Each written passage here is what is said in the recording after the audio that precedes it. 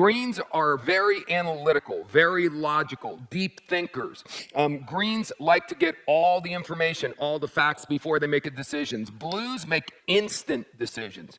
Reds make instant decisions. We go with intuition, we get a feeling, we run with it. Greens, forget about a feeling. They're going to analyze things. They don't feel comfortable making snap decisions. They are not spontaneous. I always love it when a blue is dating a green, which happens a lot because opposites what? Attract. Opposites attract. So if you haven't figured this out, this is why I love teaching this subject, because most of you who are in a romantic relationship, there's a lot of reds and yellows together, and there's a lot of blues and greens together because opposites attract. And there's differences amongst the other groups as well, but those are the most extreme. So again, a green hates spontaneity. Blues live for spontaneity. So if I were to go up to a blue and go, hey, what are you doing tomorrow? You want to go to Macau? The blue's like, yeah.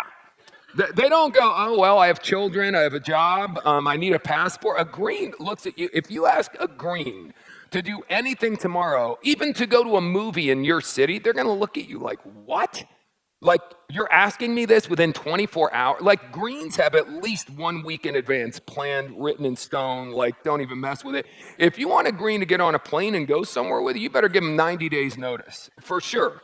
I'm not kidding you. Greens are not materialistic. They are, in other words, I have a watch on right now that a red would love. It's a Rolex. I don't know what it costs, but it's a lot of money for a watch. And a red, like, damn, like, yes, I want that because it's status. Anyone in the audience who's a real green is going, oh my God, that's disgusting. Why? A green has a watch, assuredly, that costs under $100, and they will tell me correctly that their watch keeps just as good time as mine. So mine costs $20,000, theirs costs $100. Why would you? A green would take the extra $19,900 and invest it. So, 20 years from now, they've got a couple $100,000 and I still have my watch. Now, who's right and who's wrong? There is no right and wrong. The green just thinks that way, and obviously that's a good decision for them. Greens are the best savers, the best investors. They're analytical. If you give a green a plan of action, they'll execute it better than anyone else in the world. The problem with greens is they have paralysis by overanalysis. So a lot of times they don't do anything until they have all the facts. But think about it. How will you ever get all the facts? They're very naturally skeptical. So there's what you call healthy skepticism, and then there's a paranoid skepticism. Greens have a tendency to have a more negative outlook than anyone else. And this is my least favorite word in the world. Greens are the most realistic.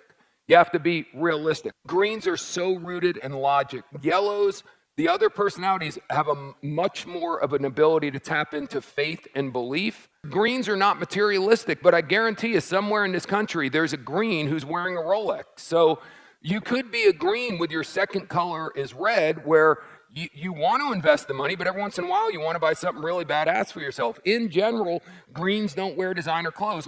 Or if greens buy designer clothes, they go to an outlet to buy them. They go to a / discount. This is 3 seasons ago stuff. But instead of spending $1,000 for it, I spent $50 on it. The greens pride themselves on getting bargains. So again, this is all really good stuff. It's just different.